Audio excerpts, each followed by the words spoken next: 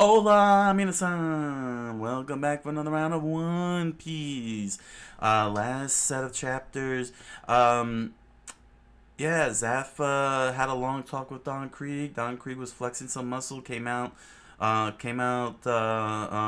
shiny and chrome, and basically he gave the ultimatum: give up everything in the logbooks, or to the Grand Line, or suffer his curse.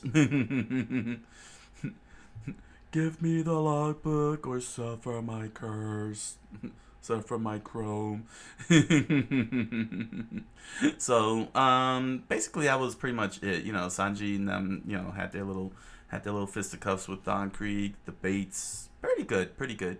Um, Given that I have seen the live action, I have to say I was very surprised to see how different Baratier arc is in the manga compared to the live action. So I'm very surprised. I'm full of smiles right now, and I'm really enjoying seeing reading this.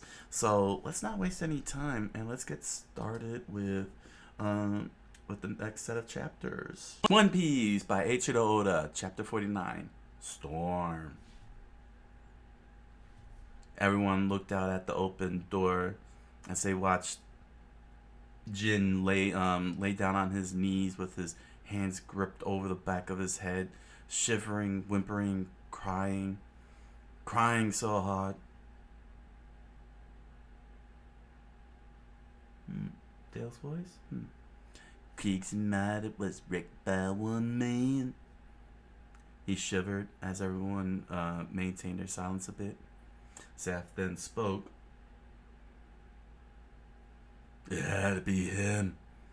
Had to be Hawkeye. Then the crowd screamed, "Huh? Hawkeye!" And Jin lifted his head up with a veil of fright over his face. He said his eyes were like a hawk's. That's proof enough. What he did to your ship. It had to be him. To which Usopp screamed out, Hawkeye? Who's he? Beats me, dude. Luffy answered. He's the man I've been looking for, Solo said, leaning on the table. What? Luffy and Usopp said. Johnny said he comes here. Don't you know about old Hawkeye? The chef said, and the rest of the chefs continued on. But old Red House was here. He drank so much wine, his eyes turned red. Then full caught on fire, exploded. Yeah, what a sight. Have you ever seen human combustion before? Yeah, man. Then we took the guts and we started feeding the people. Quiet, you. Can't let the people know they're eating people. Even that Hawkeye you were hunting goes there. That sea snake. He lied to me, Solo said. Johnny? Dude, what did he do? Oh, nothing. He's just being Johnny as usual, Solo said with his arms crossed. And Sanji stood next to Zaph and looked over at Jin. So he beat the whole armada. Did you do something to make him mad? Not that I know of. He just attacked. Maybe you interrupted his nap. That's not funny. He murdered my crewmates, Jin said in anger. Calm down, Zaph said. I wasn't joking. That's the kind of place the Grand Line is. One man stopping everyone from crossing there for some reason. And Luffy's crew, Luffy and Usopp had their attention on him. Solo spoke. Anything can happen there, eh? Woohoo, dude! Luffy said with his fists gripped and shivering and big smile on his face. I've got goosebumps. The books, they're totally awesome. You gotta read those sometime. And a place where anything can happen. Please, Usopp said, slamming his hands on the table. For once, think of the danger. And Zolo leaned back on his chair, all chilled. Now, I know where I have to go. To the Grand Line. That's where I'll find him. And Sanji was silent upon hearing what they said. You're fools! You'll both be killed as soon as you get there! True enough, but don't insult us. The day I decided to be the world's greatest swordsman, I gave myself up for dead. Nobody calls me a fool but me. I have my reasons. I'm full of gas. Dude, me too. Me too. Oh, as a man, I must agree. Right. Solo poked at Usopp's head with the hilt of his sword. Stupid. And Zaf let out a little smirk. Jin was shocked at what he heard. And that's when Patty stepped in. You're lying, brains. Do you realize what kind of trouble we're in? Right out there, them sea wolves are reviving themselves. Aboard a pirate ship, aboard pirate Admiral Don Krieg's galleon. Dang it. You see I'm pointing this fork at you because you're idiots. They're the most savage pirates in the seas. If you want to dream, do it after this crisis is over. Later, meanwhile, moments later, on Don Krieg's ship, to the sound of ooh, the pirate crew was slurping and eating food like no other. Starvation that had racked them now being satiated. Dumping their bodies into barrels of liquor and juice, apples stuffed into their mouths, and meat chomped on. And when they finished, they all leaned their bodies back with mouths wide open. Multiple flies flew into their throats and screamed out, "Oh, buddy, we're saved!" The crew yelled out with a roar. It's a miracle! We're back from the brink! It's a miracle! It's a miracle! Our nightmare's over! It's a miracle we've escaped our doom! And Don Krieg leaned his chin on his fist with a little smile on his face. Yes, and now we can return to the Grand Line. And everyone went silent. A random guy screamed out, "Huh? What's this?" Don Krieg said. "What are the frowns?" Return to certain death? And Don Krieg pulled out a gun and shot the guy in the heart. Ugh. And he collapsed onto the ground, dead. Anybody else? Are we in agreement? Hey, roar! Just say roar. They don't want to get shot. No, let's abandon this hulk and board the restaurant ship. A bunch of hooligan cooks can't stop us. Here they come! They're coming! Inside Baratier, the chef said. Inside Baratier, as everyone pulled out their giant fork-shaped pitchforks and sword-shaped kitchen knives, ready for the fight. That's their battle cry. We must defend our restaurant. Ooh. Everyone listened on. Luffy and his crew. Sanji taking another puff of his cigarette with Patty. Zaf standing there unimpressed. Stand down, you cooks. Zaf yelled out.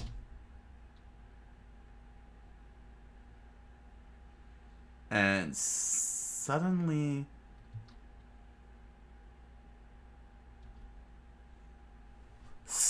there was a strange crash boom. Something happened to the boat here. It appeared to be... I can't even recognize it. Oh! Is that a claw? No. Yeah.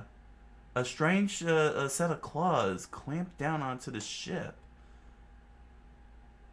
If I'm looking at this right, apparently it's under attack.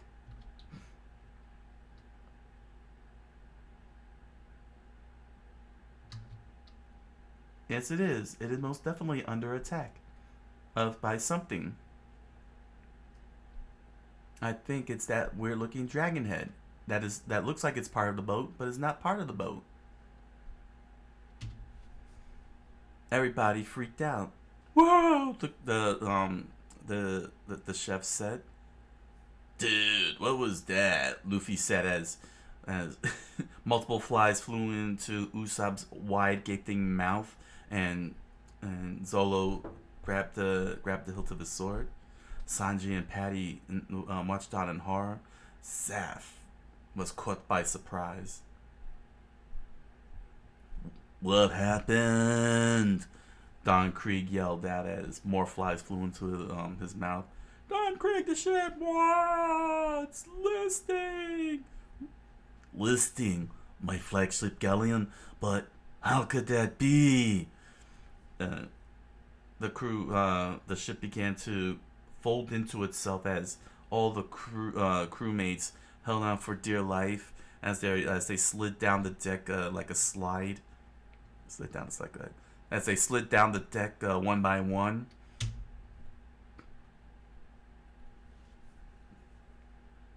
Solo and as Luffy and the crew began to head for their boat, Solo yelled out, "Nami, Johnny and Yosaku are on our ship. It may be too late." Saf looked over at his chefs as they began to run. "Weigh anchor! They want our restaurant." "Yes, sir." Johnny and Yosaku on their little boat is struggling to stay afloat. Brother! Brother! "Johnny, Yosaku, you okay?" "Where's our ship? Where's Nami?" "Sorry, Brother Solo. They're gone. Sister Nami." "Ah, so long. Give the brothers my best. Tell them I hope we meet them again." "She sailed away with all our treasure."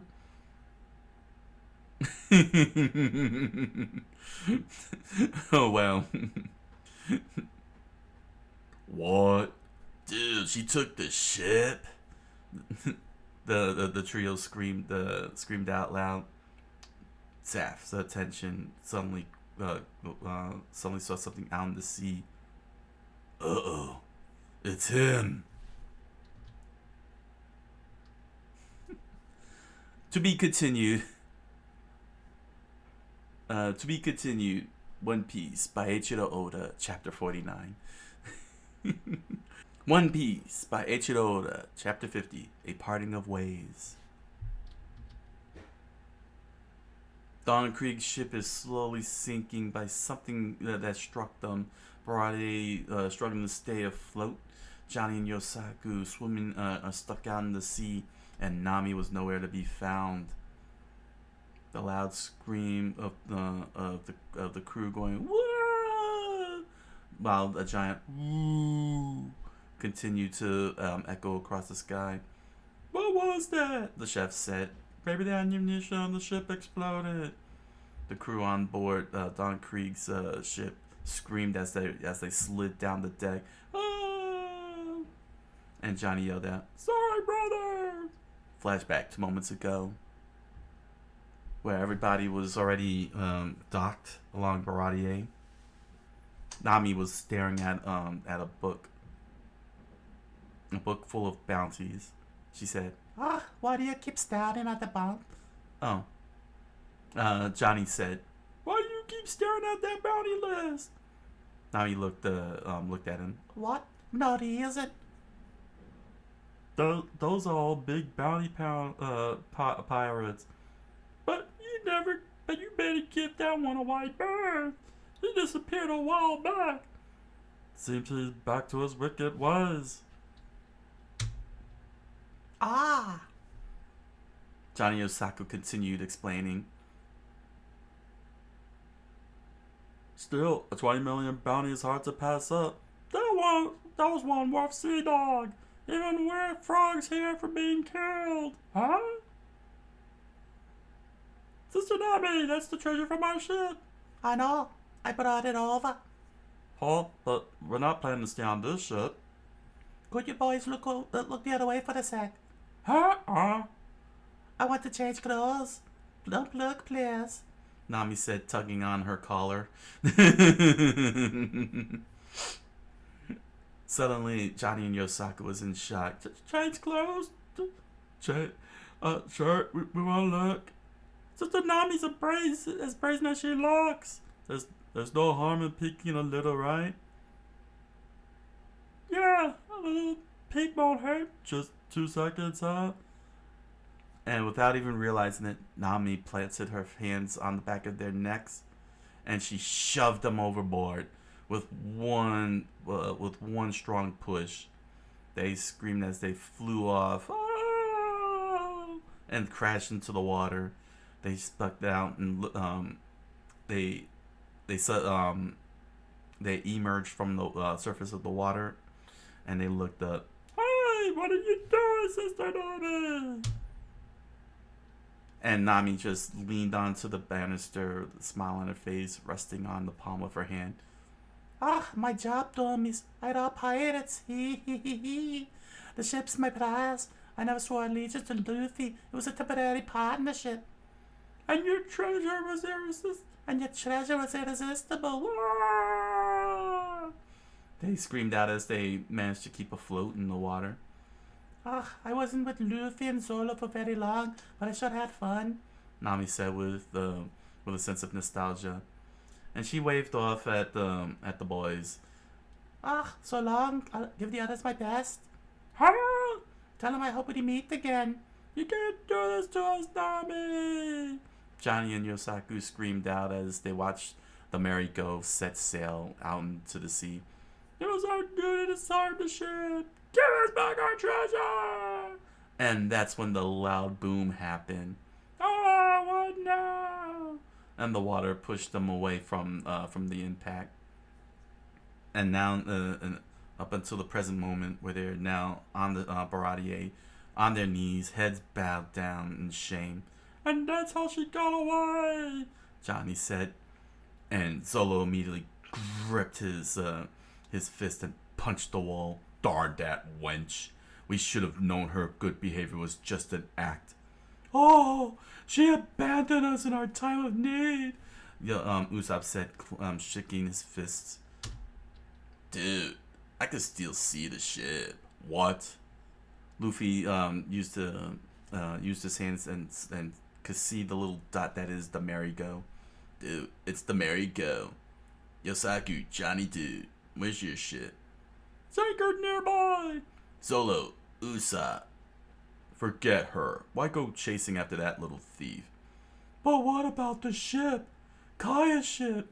No, dude. Nami's going to be our navigator and nobody else. She's too awesome and most righteous. Usopp and Zolo went silent for a moment at what he said.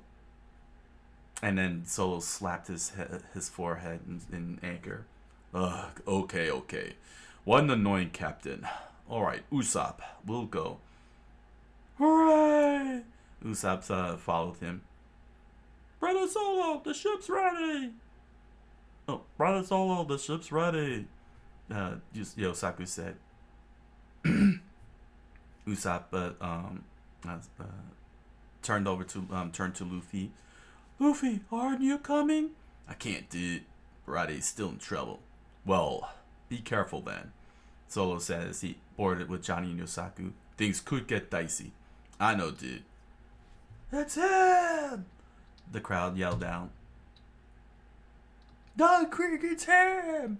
The devil who sank our ships! The crew said as they struggled to hold on to the deck before falling into the sea. He followed us all the way over here, they said. He's come to kill us! And floating in the middle of the wreckage is a pentagon of shaped ship with a black sail and a chill dude sitting by with his leg crossed without a care in the world. That feeling, Don Krieg said in shock. Zolo saw who was out there. Is it true? Sweat began to pour down his face. Is that Hawkeye? and Zap's crew looked outward. That's him? The fiend who sank 50 ships single-handedly? Patty said. Zap, no, it's not Zap. Is that Zap? No, it's not Zap. That's the one who blasted Krieg's ship just now, the chef said. He looks human enough. I don't see any special weapons. His special weapon is on his back, Zap said. What? How? He wrecked the huge galleon with a sword? Everyone continued to speaking of him as they watched the Hawkeye just relax and chill in his little boat. Yes, Zap said, crossing his arms. Hawkeye is a master swordsman. He is the greatest swordsman in the world. Doom! Hawkeye Mihawk, the greatest swordsman in the world, with his tattoo, with his, is that tattoos? No, that's a shirt, huh? With his rocking a long coat with the big hat, big cowboy hat with a with a feather on it, black boots and pants, and the cross. With his legs, with his hands resting on his knee of his crossed leg. He merely lifted his head up slightly. His eyes... Dang, he really does look awesome. His eyes had the look of death and destruction in it. Not fear, not anger, just death. And the crew on Don Krieg's wreckage stood in fear, shivering at every second. We're doomed. You're a monster. Why do you keep picking on us? One of them screamed out. Mihawk's eyes shifted slightly, his head tilted listily to the right. His attention gained.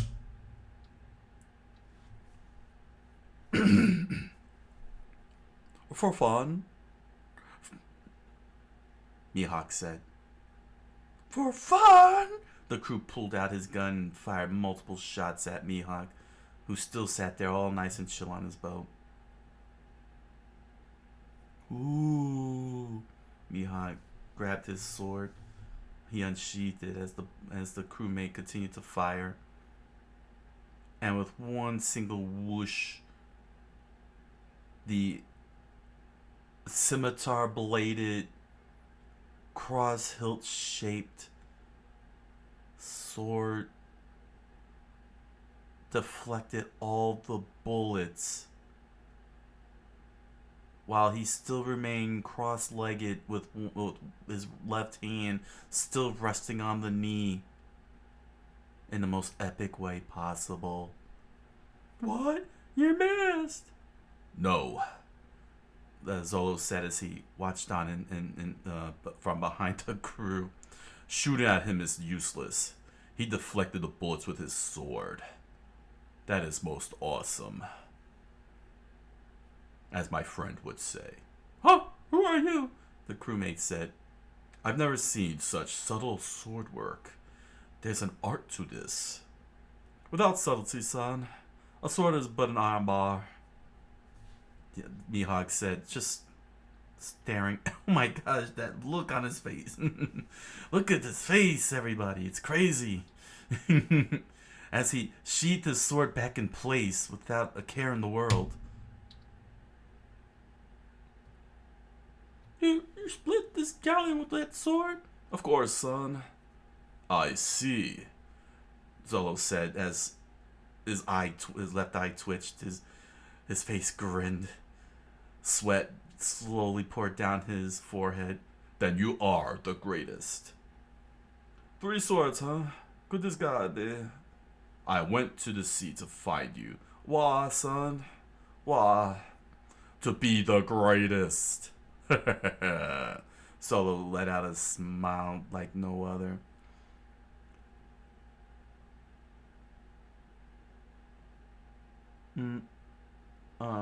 Okay. Looking for some fun? Solo unsheathed his sword and aimed it right at Mihawk. Then fight me. And the pirate crew immediately freaked out even more. Three sword style, that's Solo! Run on Solo! What? The pirate hunter? The pirate hunter? Don Creek said, shocked. Sanji took another puff of his cigarette. That guy! Usopp immediately pointed in the other direction. There's no time for this! The ship's almost out of sight! He pleaded with Zolo. Brother! Johnny said in sadness. Luffy merely just watched on, very quietly, observing, analyzing. Pathetic, son, Mihawk said. You're nothing but a weakling. Stop wasting my time. If you're a competent swordsman, you don't need to cross swords with me to know that I far surpass your puny little skills. You have no idea what you're getting into, boy. Does the courage to point your blade at me come from confidence? Mihawk said, standing before him with his arms crossed in the most epic way. Or from ignorance? He smiled with a loud doom. Zolo immediately unsheathed all his swords and planting his third sword in his mouth. It comes from ambition and from a promise to a friend. The crew gulped as Luffy continued to analyze and discern who Mihawk is. Meanwhile, out in the middle of the sea, Nami sailed all by herself somehow, this one big ship. And she said, what a swell bunch of guys. If we meet again, I hope they'll let me sail with them. I hope we meet again. I can't wait to be free. Belmere. And as her face was soaked with tears and her heart feeling broken, she clutched her shoulders tightly, knowing that she'll never see her new friends again. To be continued. One Piece by Eiichiro Oda. One Piece by Eiichiro Oda, Chapter 51, Zolo Overboard. Solo, armed with all of his swords, stood before Mihawk, who had none of his sword unsheathed. Dang, that sword is so epic. It is epic in every way, even to the sound of Da-doom. The epicness is just astounding. Gosh, that art looks good. Solo pointed his sword at Mihawk and said, We meet at last. Actually, sooner than I thought. How futile, son, Mihawk replied without a care in the world, and his arms crossed. It's the world's greatest swordsman in the world, and Zolo the pirate hunter. The crowd started screaming out. Yosaku said, Johnny said, no one alive can beat our brother. Don Krieg, just holding on to his deck, watching on. Look what that dandy did to my ship. I'm gonna end up killing him and skinning him alive. What's that for? Solo said as did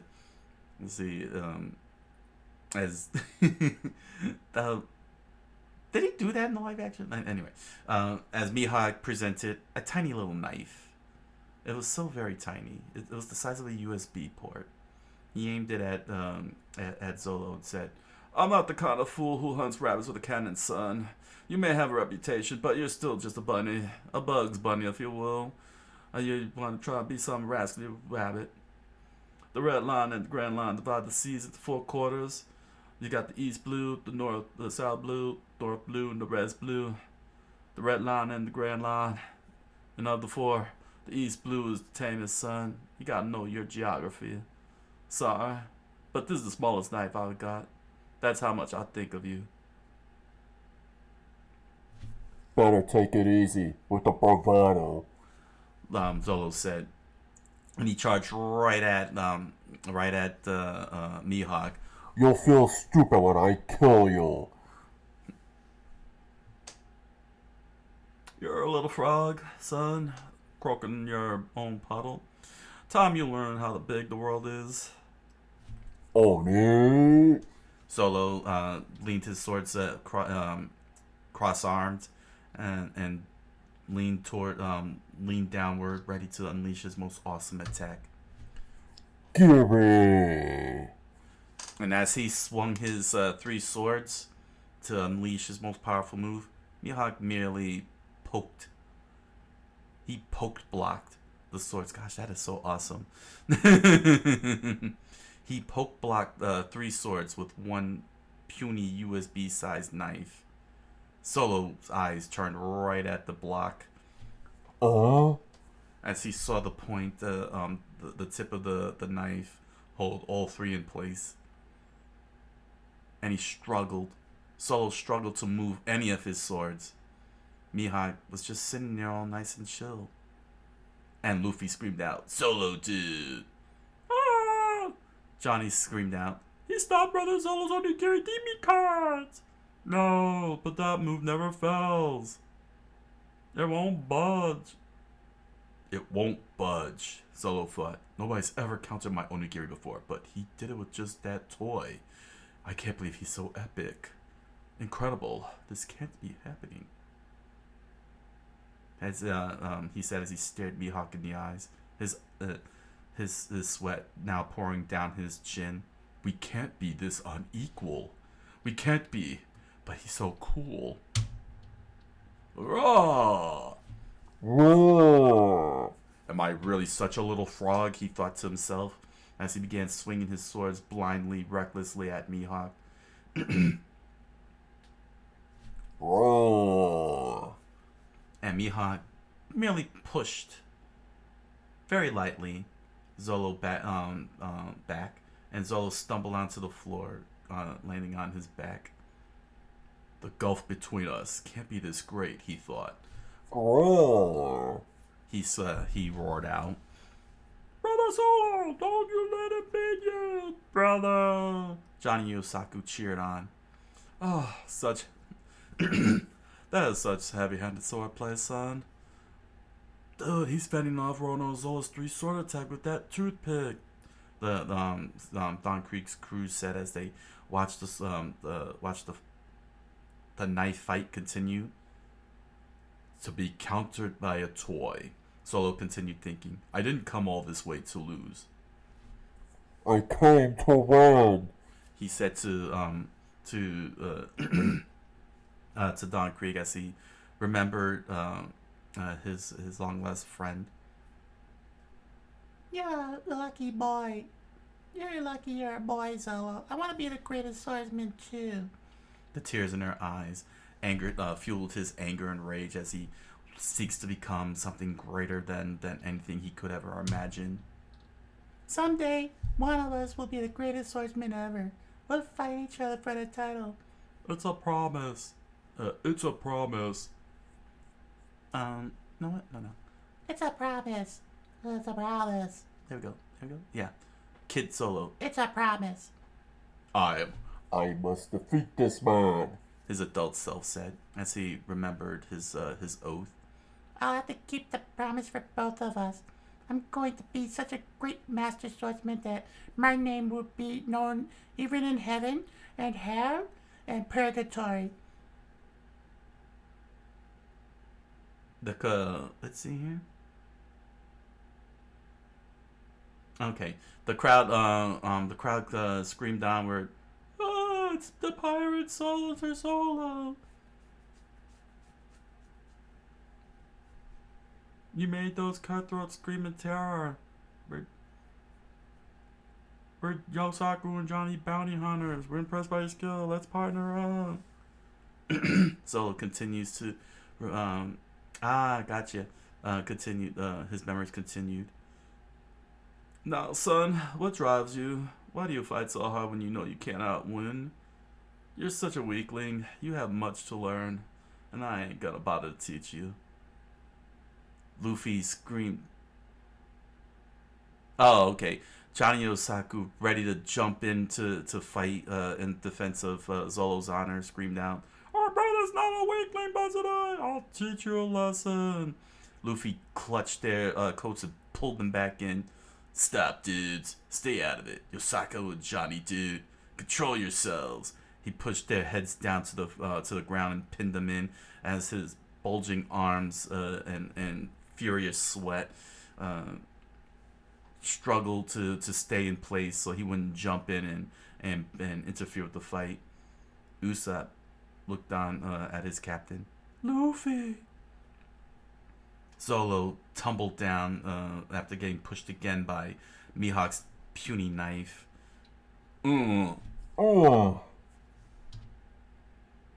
He was able to tumble himself back up to his feet and slide to a stop. He then stood up and planted his swords behind behind his third sword. Tiger. Dude, the world's greatest swordsman, the king of the pirate, needs him. Solo remembered. He has to join my crew. Ha! Greatest in the world.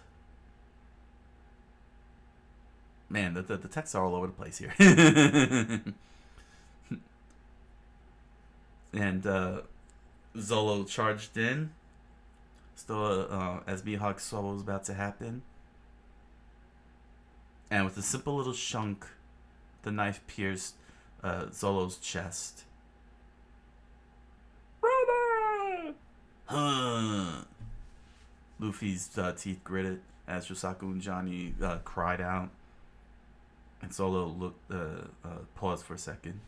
And there it was. Pierced deep into his chest, the little sword, the little tiny knife.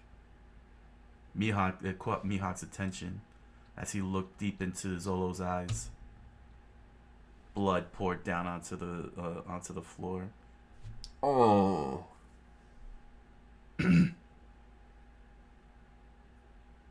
And Mihawk quietly said, "Son, you want your guts cut out? Why don't you retreat?" He held Zolo in place very quietly. I can't. Zolo said. If I retreat even one step. He lifted his head up, eyes red and bloodshot, blood pouring out of his teeth and lips. My vow, my ambition, everything I care about will be shattered, and all my dreams will be lost forever. Yes, Mihawk said with his eyes loosening up from terror to understanding. That's defeat, son. That's defeat. Huh. Zolo said as more blood trickled down his cheek. So, I can't retreat. If it means death, son. I prefer death to defeat, Zolo said with a smile on his face. And Mihawk thought, what strike the spirit? This boy, he'd rather die than give up. I respect that. And then he plucked out his knife from Zolo's chest. Boy, speak your name, and speak it true. Bruno Solo. Solo immediately repositioned his swords for another attack. Goo. I'll remember that, son. Mihawk reached for his sword behind his back. It's been a while since I met someone so brave like you. I like that. I respect that a lot. There's a lot of integrity there. I will honor the swordsman code as one who believes in integrity. He unsheathed his sword and aimed it at Zolo with the outside of doom. And I'll send you to your death with this black blade, the finest in the world. Consider that an honor, son. You truly are a swordsman. Ah, he's drawn it! Don Krieg's crew screamed. The sword that split the ship! Zolo fought as he prepared for his next attack. This is my last chance. It's win or die. Greatest in the world or death. And Mihawk takes the initiative and charges at Zolo with his sword pulled back for a swing. Da, son! It was a pleasure fighting with you. Johnny screamed out in tears. Brother, please give up! 3 sword style. Secret move. Zolo begins spinning his swords with the sound of a shoom. Mihawk's eyes lit up, and a single drop of sweat appeared on his brow. 3,000 worlds. And wow! And Zolo flew right past the Mihawk, blood splurting out of his body and chest. The sound of the swords clanged together, and his blades broke into pieces. I've lost, Solo thought. It's over. As he watched his blades collapse into pieces. I never foresaw this. He coughed out blood, and he dropped down to his knee. He sheathed his sword, his only remaining sword. That's the strongest in the world, he thought to himself as Mihawk spun his body around, swinging his sword. Solo immediately turned around, pulling out the most epic T-pose anyone has ever T-posed before. And Mihawk saw what happened. What are you doing, son? Wounds on the back are a swordman's shame. Magnificent, son. I love you a lot. And Mihawk let off one strong slash across the chest. And Luffy screamed out, Solo, dude! To be continued. One Piece by H. Oda, Chapter 51. I gotta say, Mihawk is freaking awesome. Oh my gosh, you couldn't write a much more epic character than that. Oh man, Mihawk and Zolo, I think they're gonna be my top 2 faves at this point, man. Holy mackerel. And wow, the live action really did do Mihawk justice. But I'm getting ahead of myself. Let's first deal with Chapter 49, because this whole entire set here is all about Mihawk at this point. Yeah, there wasn't much to Chapter 49. There was a lot of talking, lots of talking between Jin and everyone.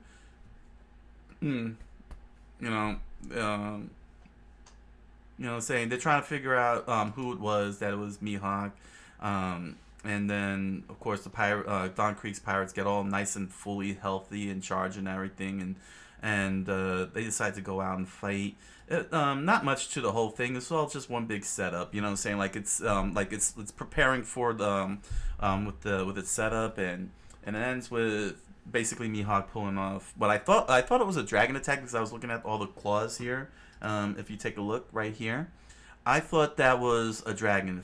Because you can see the talons on the side and the dragon's head. I'm like, is that a dragon? What the heck is going on here?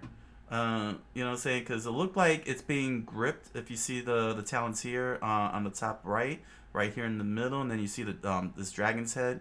And I'm like, my brain's like, is there really dragons in this? But they couldn't do it in the live action. You know what I'm saying? Like I couldn't process it. But then that's when they revealed that was Mihawk that did it. I gotta say though, this is pretty impressive. Very, very detailed in every way, especially showing the split. I mean, look, you can actually see the cross section of the ship here, of the inside of the ship. That's pretty cool.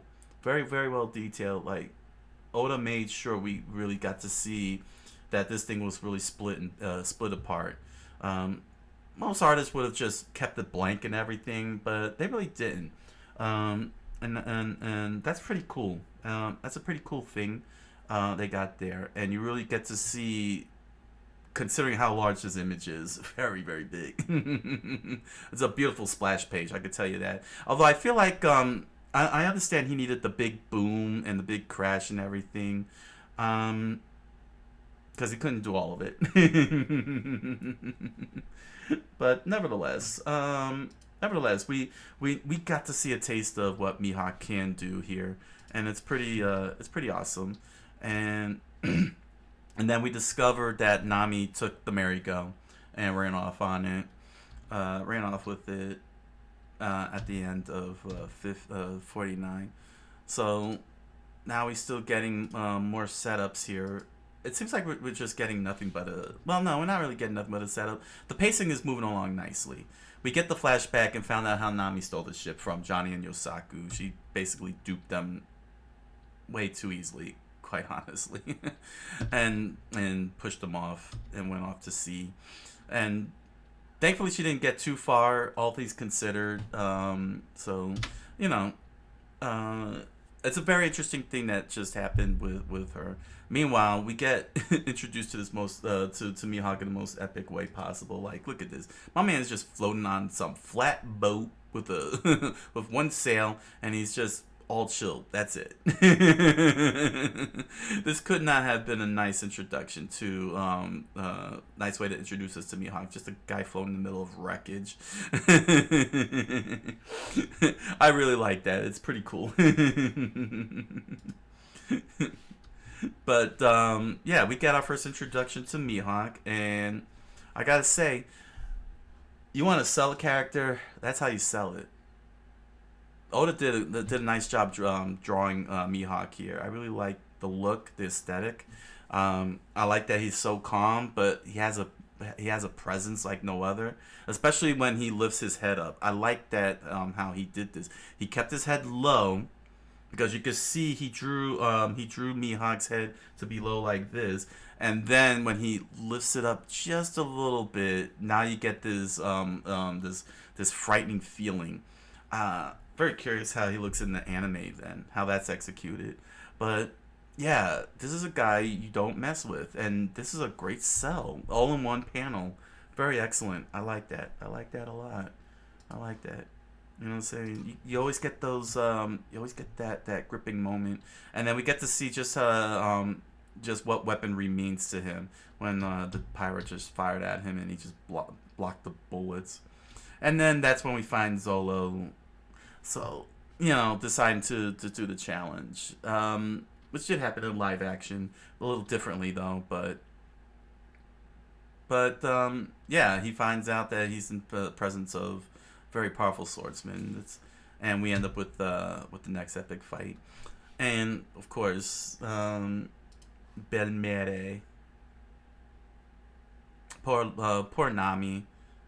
I mean, given that I saw the live action, I know what exactly happened to her, but this here, oh man, to see her drawn like this, I can't imagine those who watched the manga, who read the manga first and got to this part, might have been thinking like, dang, what is she up to? Like, why is she like this? That's a great mystery setup for Nami, you know. But of course, I saw the live action, so I know what happens. Everybody be like, you should have watched the live action first. Nah, I had to start somewhere. It's One Piece. You got to start somewhere. I think the live action did a good job in terms of getting people into the manga and the anime, quite honestly. And of course, from this point forward, we get the fight between Zolo and Mihawk, which for one whole chapter, I gotta say, that's great. This was all done in one chapter. I wish many fights would just only last one chapter. I'm looking at you, Demon Slayer, but I digress. Saying like, this is how you do a fight, man. Like, it's not overwhelming. It's very well paced. I like that Mihawk pulls out a knife. He just pulls out a knife. My man went John Wick on Zolo here. He's like, it's a fucking pencil. Although I find it very strange that this panel popped up. That Eiichiro Oda decided to put this panel up, regarding the four spheres and the four sections and how the Grand Line, the Red Line runs. I find that very odd.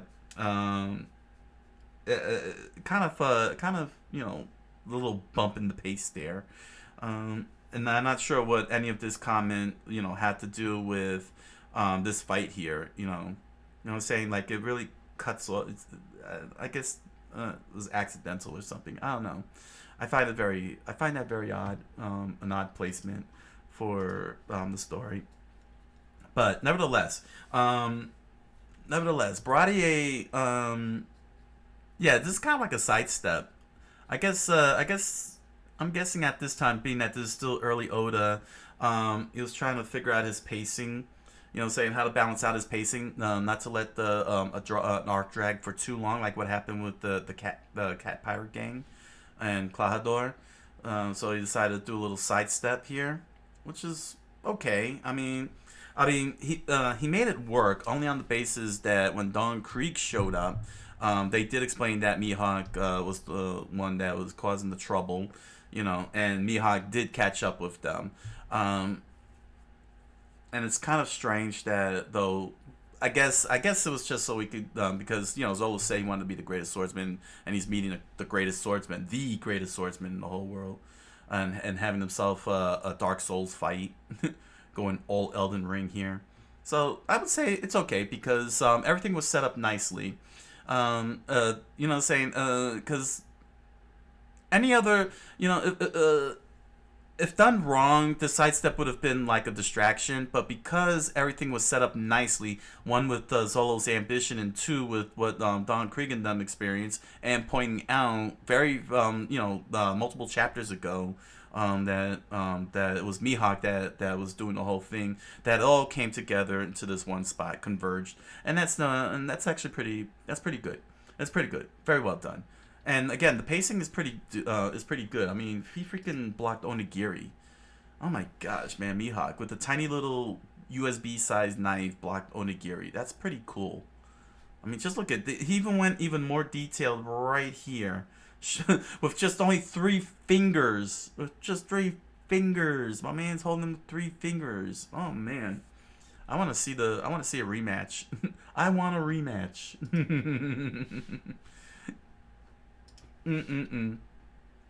But yeah, we get more understanding to Zolo, and also why he decided to go into this fight now instead of going after Nami like he should be doing, and it was pretty good. It was pretty good because we got more thoughts into Zolo and fleshing it out very well, and most importantly, we get to understand the camaraderie of of swordsmen.